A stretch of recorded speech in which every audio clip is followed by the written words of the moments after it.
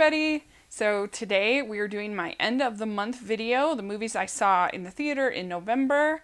I'm not going to do an at-home video because I really didn't see any except for Star Wars because I was working on NaNoWriMo. You'll want to check out my longer reviews on my blog if you get a chance. I'll put a link down below. First film that I saw in the month of November was the new Bond film, Spectre.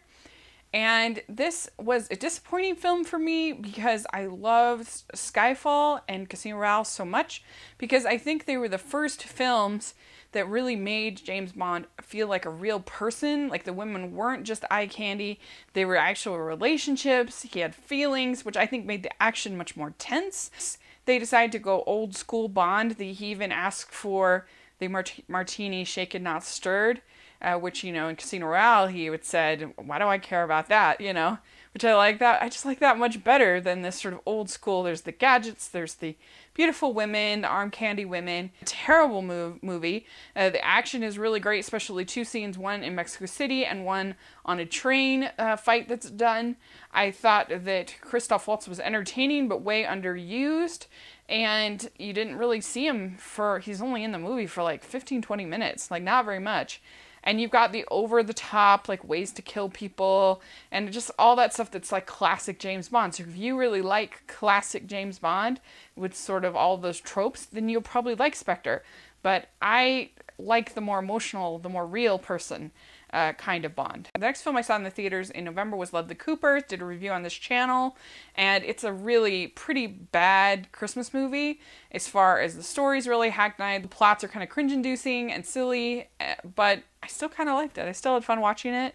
It's just stupid escapist Christmas entertainment is really what it is. But I don't know, it's kind of charming and the performances are pretty good. I like stupid Christmas movies, what can I say? The next film that I saw in the theaters was the Peanuts movie, and this movie was such a relief, such a surprise, huge Peanuts fan. I love this movie. I've actually seen it 3 times, if you can believe it. That's crazy, but I have. I just found it sweet and funny and true to the spirit of the shorts and the strip, which I love. And I thought the animation was brilliant, the way they integrated the hybrid animation, and it was something new that I had never seen before as far as the look, and I just found it charming and it made me smile. Next up is the film Spotlight, and this is the film about the Boston Globe's investigation to the Boston priest molestation scandal. And this is such a well-written movie. It's so well acted. I was really moved by it. It made me cry, but I was also really inspired by it. It wasn't just a downer. It wasn't a takedown on religion. It was just a takedown on sort of group thought and how we rationalize these kinds of things.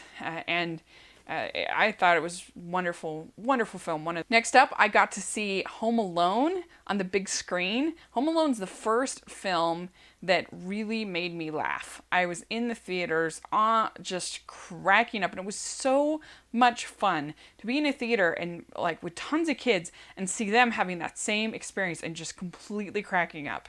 That was great. It just made me so happy, brought back so many memories, and you know, it's just such a charming movie. It's actually, the slapstick isn't as much as you think when you watch it again. It's only about the last 20 minutes of the movie. And I love just the fact that it shows Kevin as this kid who is capable of doing things on his own. And I just think that sometimes we think that kids can't do things when if given the opportunity, they really can. And that was something that was like a fantasy for me. That was something so great to me as a kid. And I just found it so hilarious. And I still think it holds up actually really well. It's sweet. The next movie that I saw in the theaters was Suffragette. And I was so disappointed by this film.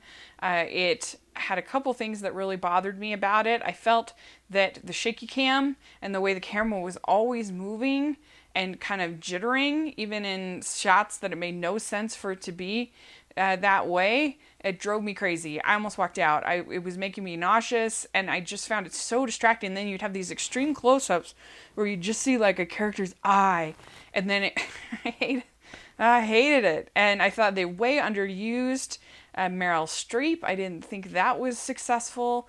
And I think it was a mistake to, when you've got all these real life characters, to base your film on a fictional character, because it just hurts your credibility when you can include anything that happened to any suffragette in this one character. It makes it feel really predictable. And the performances, Carey Mulligan is good in it, but she's just as good in Far From the Maddening Crowd. So I was really let down by Suffragette. It's definitely the biggest disappointment of the year. I saw The 33, which was the film about the Chilean mining disaster that happened in 2010. I had not even remembered about this disaster, so for other people that were real caught up in it and followed it and everything, they might find the movie more maudlin and less interesting than I did. It's definitely flawed. I think some of the performances, particularly outside the mine, Juliette Binoche is way miscast. I felt like they were sort of searching for an audience. It was strange. Like, there were moments where it really felt like, oh, this is a faith-based film. They talk about God. They talk about, just in the way that faith-based films do. But then they have like scenes with one of the miners has a mistress and a wife that are squabbling. And there was just stuff that I knew that faith-based markets wouldn't go for. And so I don't know, I just felt like it was sort of trying to be everything to everyone, and in that sense it failed. But I think that Antonio Banderas is good. I think that it has some nice heart. I think it was an interesting story. If you want to just watch an inspirational, cheesy movie that'll make you feel good, you could certainly do worse. Next up is Creed. And this is the 7th of the Rocky films. I was pretty skeptical going into this, but I really like boxing movies. I really like boxing. And to my pleasant surprise, Ryan Coogler made an extremely entertaining film with Creed. It is grossing. You really like Michael B. Jordan as the lead character. He's sympathetic. Sylvester Stallone is great as Rocky. Like, it's nomination-worthy performance. I don't want to give anything away, but his character arc was moving. And it's not like it does anything that's that different than what we've seen before. It just executes it really, really well. And the final fight is executed so well. Most of it looks like one take. It's exciting. You don't know who's going to win. You don't know what's going to happen. And so it's just, if you like that kind of movie, you will like Creed. I guarantee it. And even if you don't typically like that kind of movie, you might still like it. The performances are just that good. And it's done just that well. The only thing that didn't really work for me was the girlfriend and the girlfriend scenes. I just didn't think they had that good of chemistry, and I just thought she was kind of a weakly written character. But other than that, I thought it was a very entertaining film.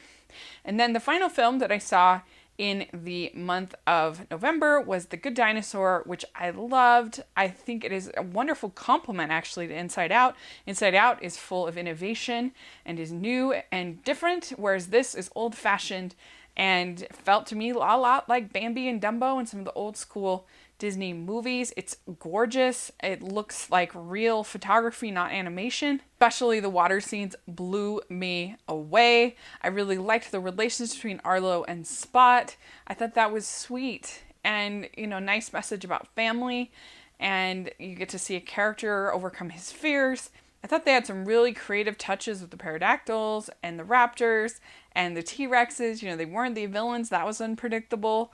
I liked that it sort of had sort of a Western feel at certain times. And I just really enjoyed it. I've seen it twice, and both times I just thought it was an entertaining film. So that is my movies that I saw in the month of November. Let me know what you thought of these films. And my favorite of the month will either be Spotlight or the Peanuts movie. They're both excellent at what they're trying to do. So let me know what you think of these films and put in the comments section. And thanks so much. Please subscribe to my channel. I'll talk to you later.